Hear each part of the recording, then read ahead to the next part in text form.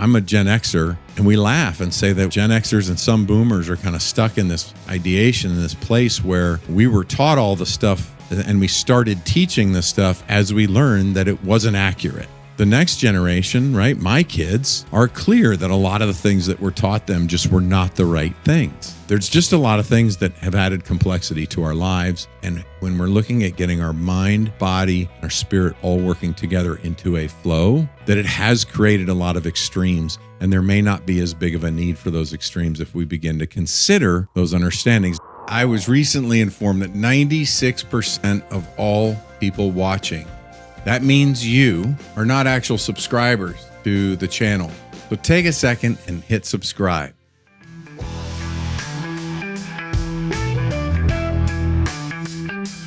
Welcome to The Point with Jeff Spikes, the show about achieving goals, embracing growth, and finding your true path. And now, here's your host, Jeff Spikes. Hello and welcome to The Point. This is your host, Jeff Spikes, and what an exciting time it is to change to fall, to truly ending the summer here soon.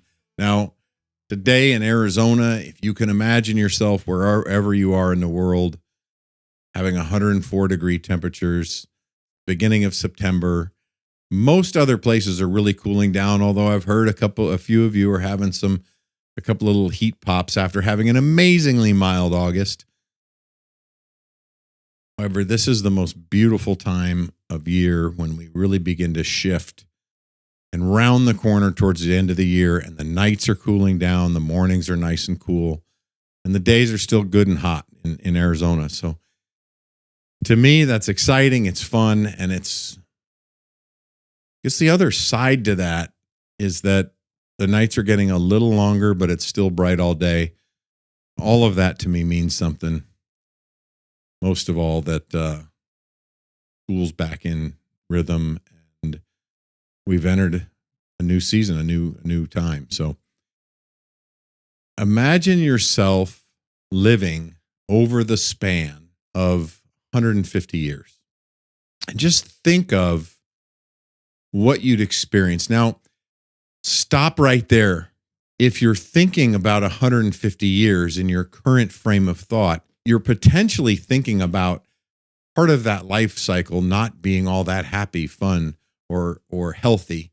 And let's just stop right there and picture yourself in the optimum sense of health that you could ever find, and living in that optimal self as healthy as you can imagine for 150 years. So that means you might have 20, 30 years of growing up and living your life and learning and growing, and then but you're anchored into this adult, productive, fun, expansive, open-minded place. But picture that being over 150 years. And you may ask why. And a couple of the reasons are, today, I want to take you on this journey. Is the world bad right now? Has it gotten worse? All of these thoughts and problems and considerations I think about. And let me make a disclaimer here. Let me make it really clear. I want you to understand. I want you to absorb this quickly. And I just want you to imagine that we're not going to have controversial conversations. And although we're going to bring up some things that have come up in the news lately, and you may feel are controversial, and here's the thing I want you to walk with and think with as you listen.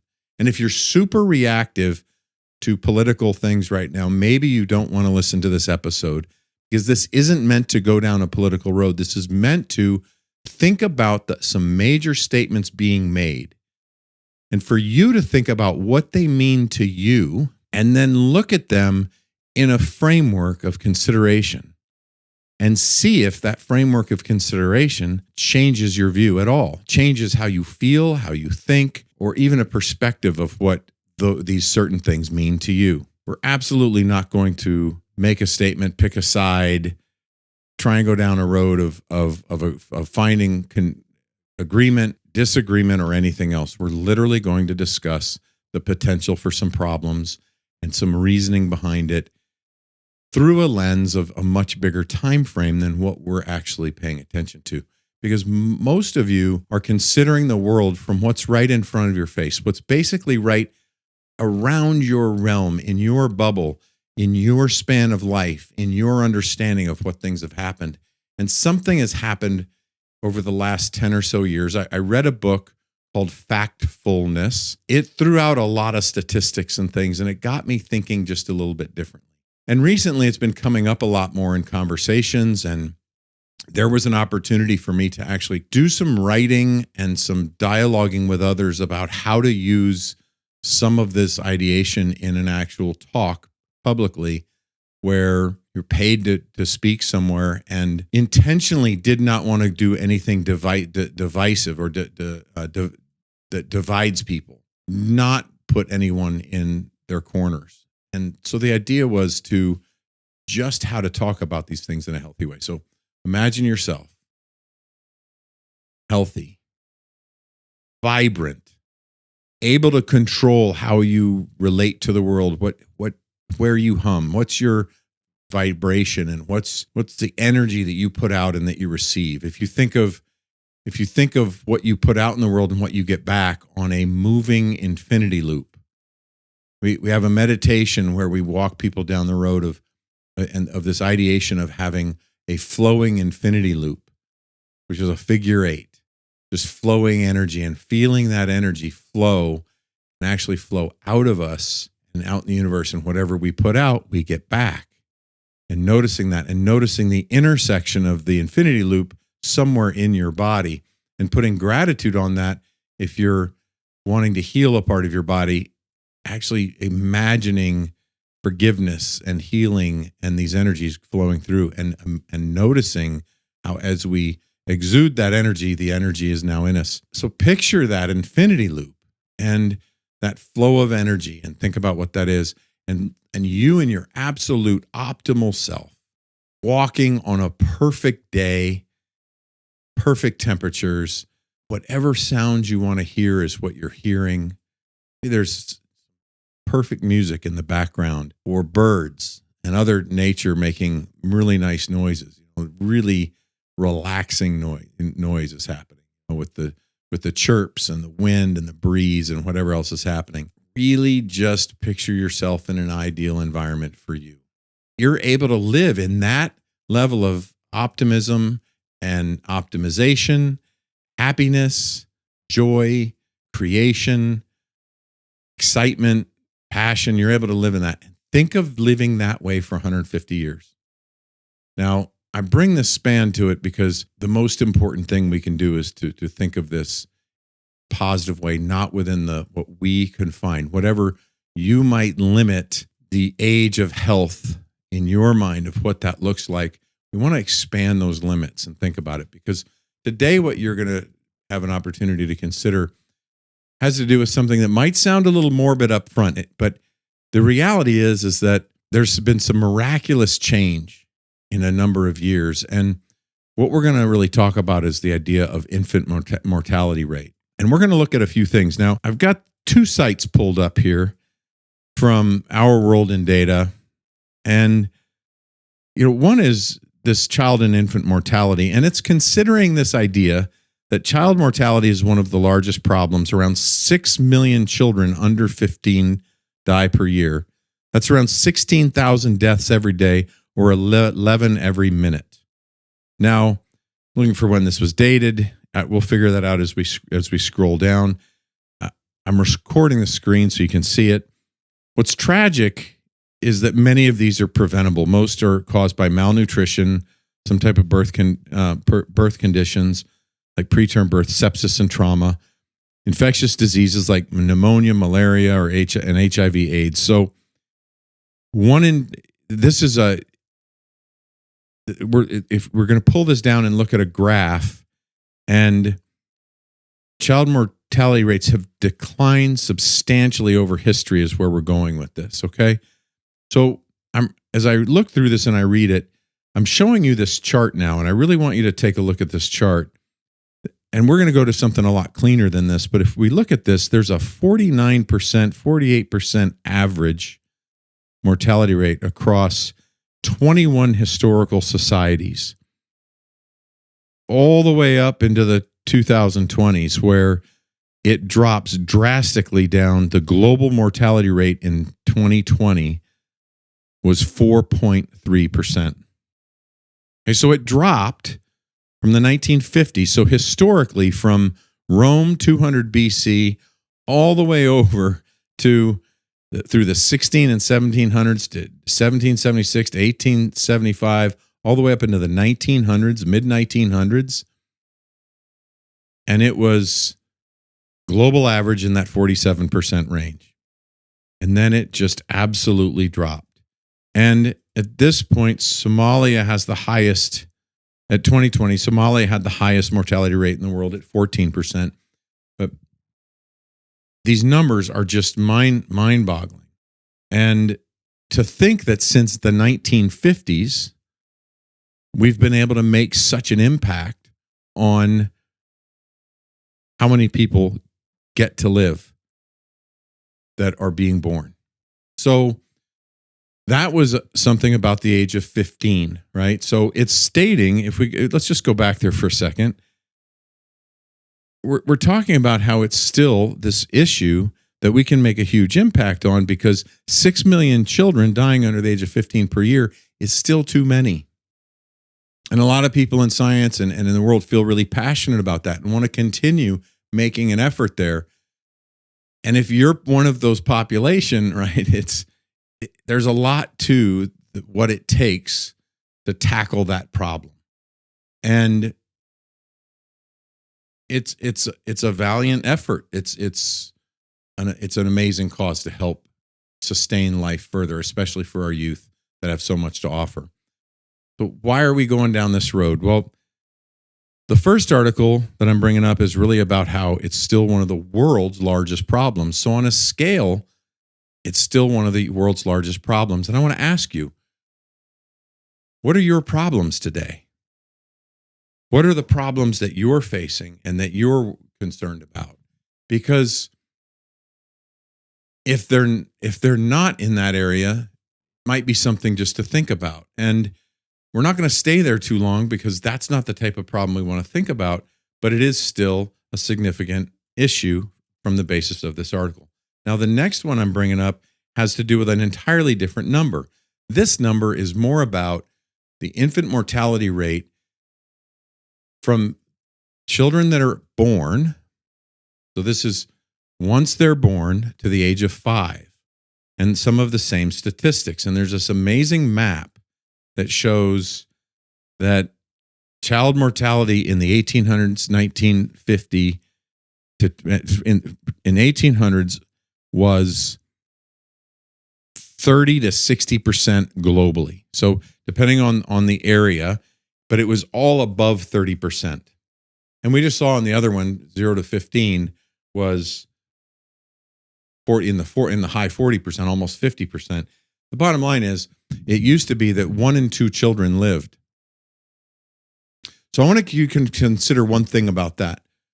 Over 100 years ago, only 1 in 2 children were known to live globally. We had already tackled that problem in the U.S. If you look at in the 1950s, I'll show you a map here, the U.S. was already at a 4% infant mortality rate, and that's how many children lived beyond 5.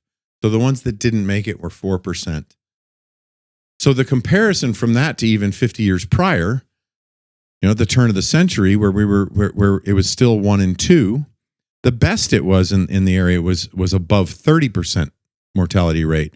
So we were losing 3 to 10 in the best areas. And the best areas are known to be Finland and oddly Australia, New Zealand. There's really low rates. So there's some areas that are considered historically very low, and of course you hear that today. And if you're looking at the communities and the populations that have longevity and aging, you have the same. It's part of this. They affect the same numbers. So with all the problems we're having today in the U.S. and the political climate and all the other things, I want you to consider something.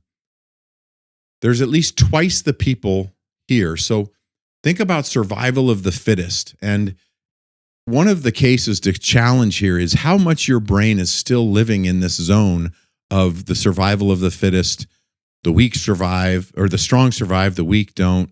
There's, if you believe in this, in the statement that Christ says of the meek shall inherit the earth, how much of that has to play in this? And again, we're not taking an argument to try and say anything's right, wrong, or indifferent. This is an open opportunity for you to consider how you think of things yourself. Feel in your heart at the same time. Think about, what are we really doing in this, or on this earth and in this world? If we as a humanity have been able to affect improving the infant mortality rate so that many more people are here that would have never made it before, we've done a good thing. At the same time, I want you to consider, what does that mean as far as the diversity of the groups and the types of people that are here? Joe Polish, I spent about half a day, if I wasn't watching it directly, I was watching in the background. Joe Polish and the Genius Network did a day of Sean.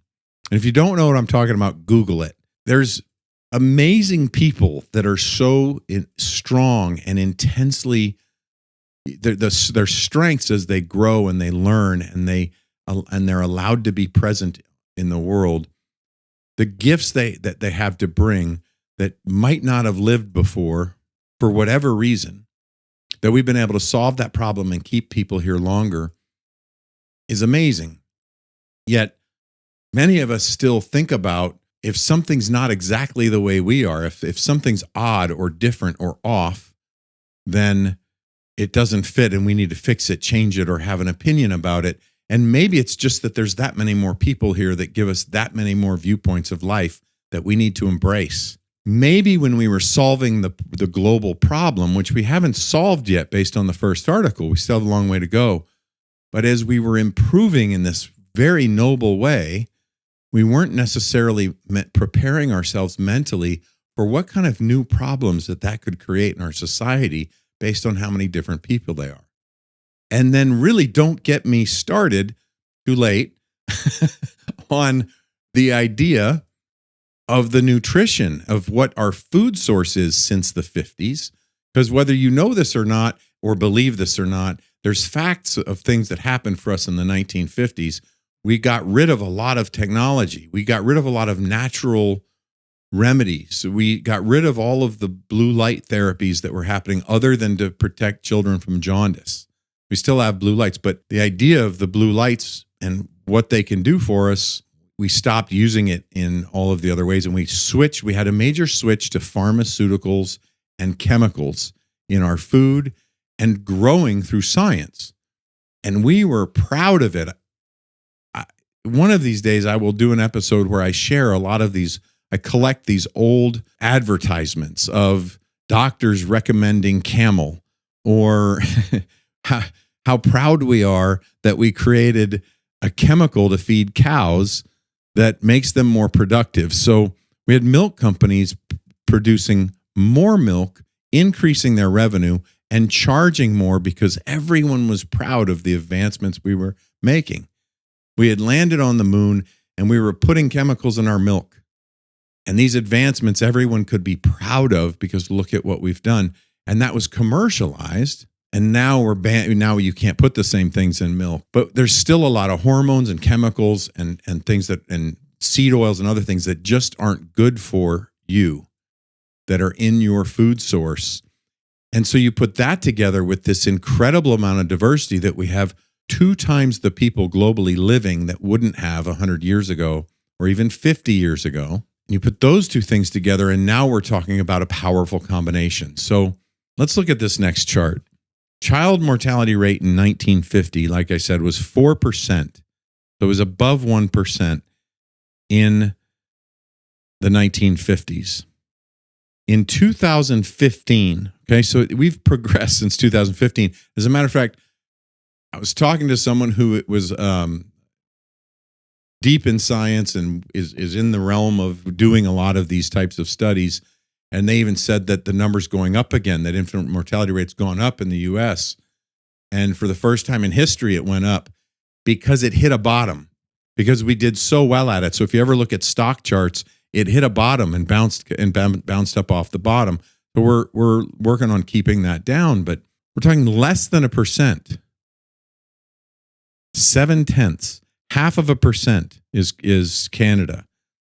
So 0.7% in the US, 0.4% in Australia, 4.8 in India, and 1.2 in China, 0.9 in Russia, and the EU is a lot of 0.3s and 0.4s.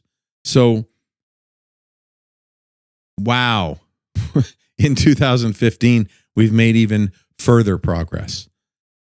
And there's a few areas that have no data, but we're between 0 and 1% in a considerable part of the world, and we're under 20% globally. So our global infant mortality rate has shrunk incredibly. So if we come down and read some of these facts, in 1800, demographic research suggests that that through to at least year 1800, more than 1/3 of children failed to reach the age of 5. Now, in 1950, so that means parents probably lost 2 or 3 of their children, and many of them had between 5 to 7 children. So imagine being a parent today if that were the norm in our society, and it's not. But what is the norm is that we have an entirely new blessing of people here that come with an entirely different set of gifts. And most would say, so there's a raise of a lot of different things that are happening as far as wanting to keep kids in the norm in school, when really we could think of it that at least 30% of our kids, we're not even sure what the norm is. That's one consideration. And maybe it's more than that. You add the food and add the other things, that's a whole nother deal. So that's since the 1950s. So I guess one of the things that I want to ask, and again, this isn't about political, but when we think about the concept of let's make things great again, let's make America great again, let's make, when we think about that, America's great the way it is. Why presuppose that it ever hasn't been? And we've made amazing strides, but we're dealing with a new set of rules. We're dealing with a new type of population, and we're dealing with that's even new internally right here in our home. Because if we were at 30% and now we're at under 1%, we just have a lot more people here that we never had the chance to study or understand or know what even to do for them. Now, we can also start looking at mental health and what the institutions looked like yesterday versus today, and how we process and handle different people that have different levels of abilities. And that's a whole nother story. But what we used to consider weak versus strong has changed. You'll hear a lot of speakers and a lot of advertisements and other things talking about the idea of the reptilian brain. A lot of psychologists talk about the reptilian brain and how we're no longer having the need to fight or flight or freeze that we did in the Neanderthal days, or when we were really fighting nature to try and stay alive, and that the predators were very real, and they came in the form of tigers and bears and other things, right? We, in the day of modern convenience, we're even more protected from natural disaster than we ever have been before. We've made so many improvements. Now, many of us still don't escape those disasters, and we still become victims of these things as this happens. But then at the same time, we have things like insurance and other things that we can lean on should we be able to afford them. Everyone I know forces themselves to afford all that they can in that realm, or we self-insure. There's many concepts. Again, we're not going to start going down the road. I'm not going to take you down a road of all these different variances. We're going to stay really basic and focused on just this idea. Wonder if you're already feeling a softening, even if you got fired up a little bit with the idea of what is great and making things great again. Maybe some of the problems we're having today are good problems to have. Maybe understanding each other greater and just trying to take a minute would soften a lot of the challenges that are going on. There's a lot of complexity today that we've had since the last 15, 20, 30 years. Let's just say, even if we just say from 1950, that's 70 years. We've added a great deal of complexity as we've also made incredible advances in our ability to communicate, share ideas. And for the first time ever, another thing that I've talked about before in the past is, and I don't talk about as much today, is the idea that I'm a Gen Xer, And we laugh and say that Gen Xers and some boomers are kind of stuck in this ideation, in this place where we were taught all the stuff that we learned and we started teaching the stuff as we learned that a lot of it wasn't accurate. The next generation, right, my kids, are clear that a lot of the things that were taught them just were not the right things. The basic food chain, the supply chain on food that we've been taught is wrong, and we're unwinding that. We're seeing all these local ranches. We talk about carbon footprint, but very few communities are getting their food from a local source, which is increasing the footprint, even for the tomato you're eating. And many of those are grown in hothouses or more than 500 miles away and being trucked in. So what would happen? And there's a lot of communities popping up and doing local gardens and urban gardens. And so there's a raise of consciousness about the nutrition and the food that we're eating. There's a lot of buzz about what's happening in Europe, where they've outlawed a lot of the chemicals that we still use here. So again, we're not going to pick a side. This is not to have you bitching and moaning and complaining about all the problems that are in the world. This is to think about, there's just a lot of things that have added complexity to our lives. There's a lot of things that have added complexity to how people's bodies works. And when we're looking at getting our mind and our body and our spirit all working together into a flow, that it has created a lot of extremes. And there may not be as big of a need for those extremes if we begin to consider those understandings. Now, there's still a lot of rebel rousers and people that want to cause problems and create the polar opposites. Sometimes those are the loudest voices. And then one of the natural things that happens in the human spirit, if you're a part of this, you can just question yourself if you've been there, where you get really cause-oriented and start just standing up for the cause because you've begun to believe something that's happening in a certain group of how you're all choosing to think about it. And I'd question, are you really thinking about it that way because you're clear that that's really the right way to think about it? Or is that the right way for you to think about it because it's what creates safety in your community and it's filling other needs for you? I'm not necessarily in a solution in the way that I think.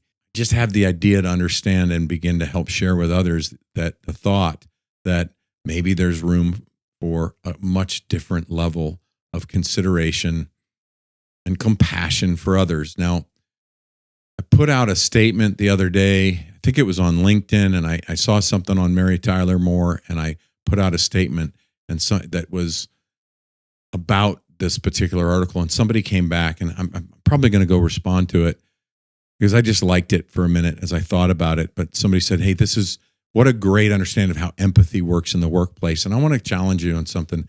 Some of this isn't about empathy. Some of this is because empathy is about being able to feel what someone else is feeling. I met a family that came here from Ukraine that had escaped in the middle of some very tragic events that were happening for them and their family. And I can't imagine what that was like for their entire family with all the people in their community that they lost or that they wonder, they don't know where they are, but they exiled and got out and they're here. And they have their own story of how that happened, and they're very grateful.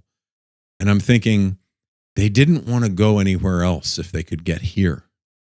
They didn't want to go anywhere else. If they could get to the U.S., that was where they really wanted to go, and they're here. I don't have the empathy for that, although I can feel how they're feeling when I sit with them, and I can certainly share emotion. But to have that level of empathy, so sometimes it's not just about having the empathy, it's about having the compassion and at least knowing that it's not something that can be understood if you haven't been through it. But then you can learn what it's like by listening and hold space from a place of compassion and from a place of community and of inclusion as far as being inviting and welcoming to somebody. It's a whole different energy.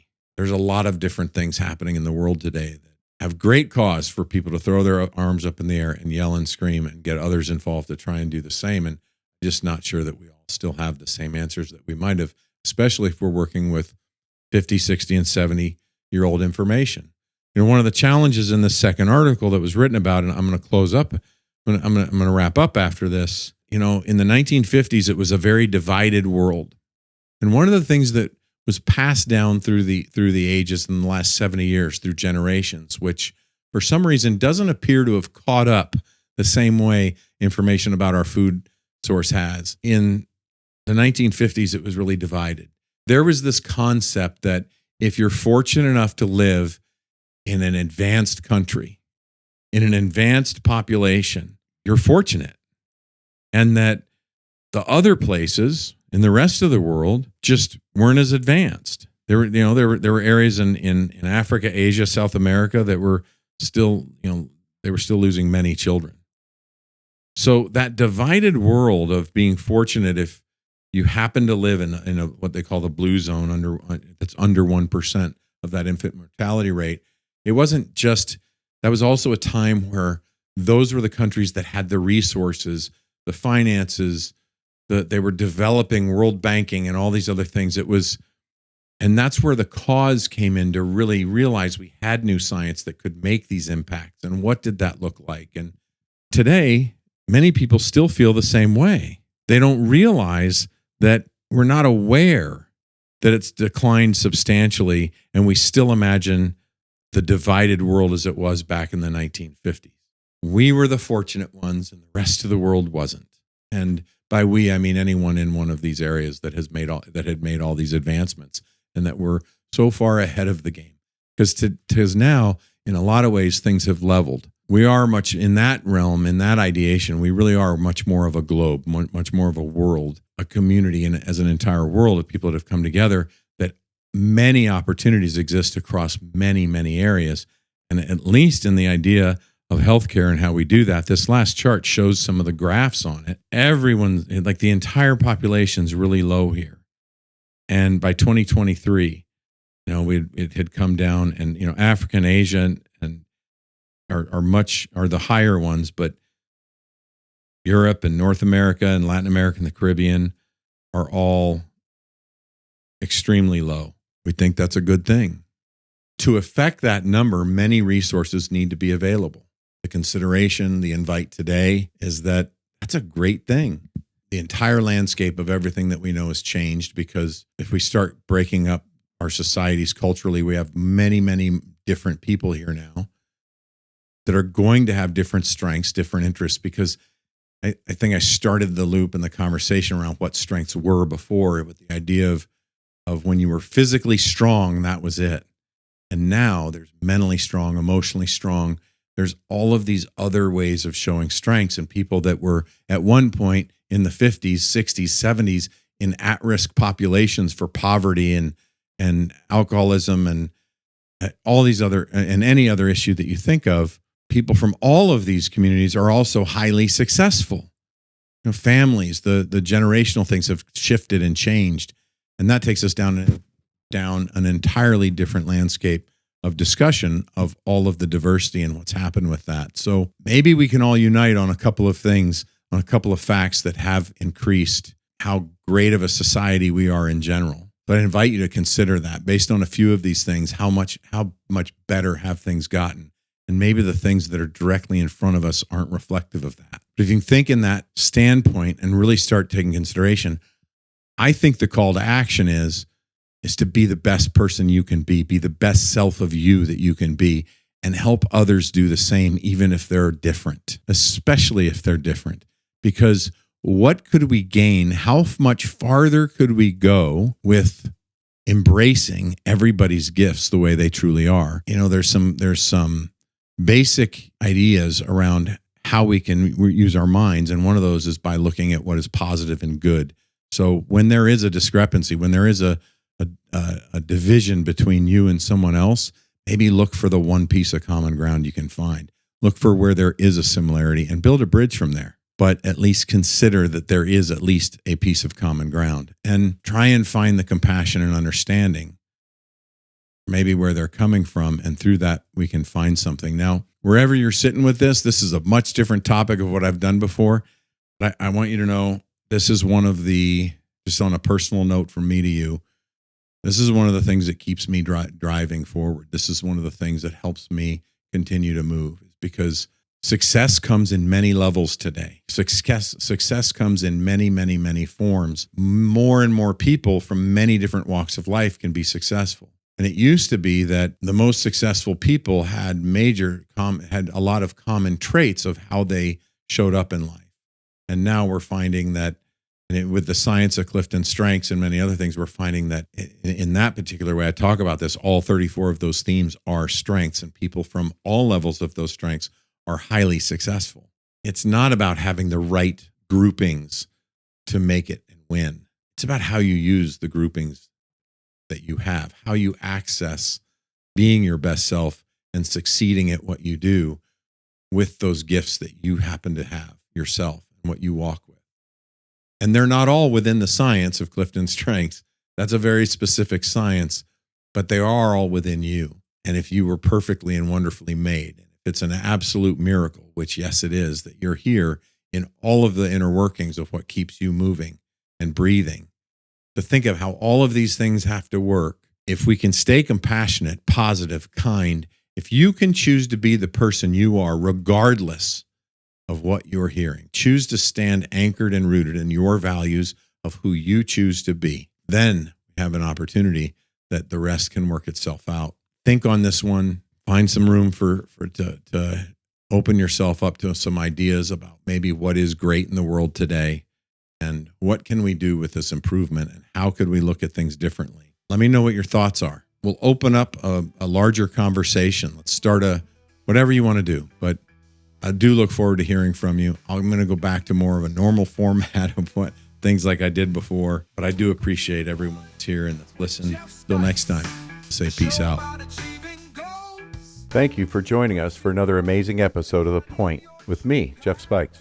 Please visit jeffspikes.com for everything you would need to know to engage with me offline. And lastly, thank you for your time, your attention, and your consideration. This is The Point.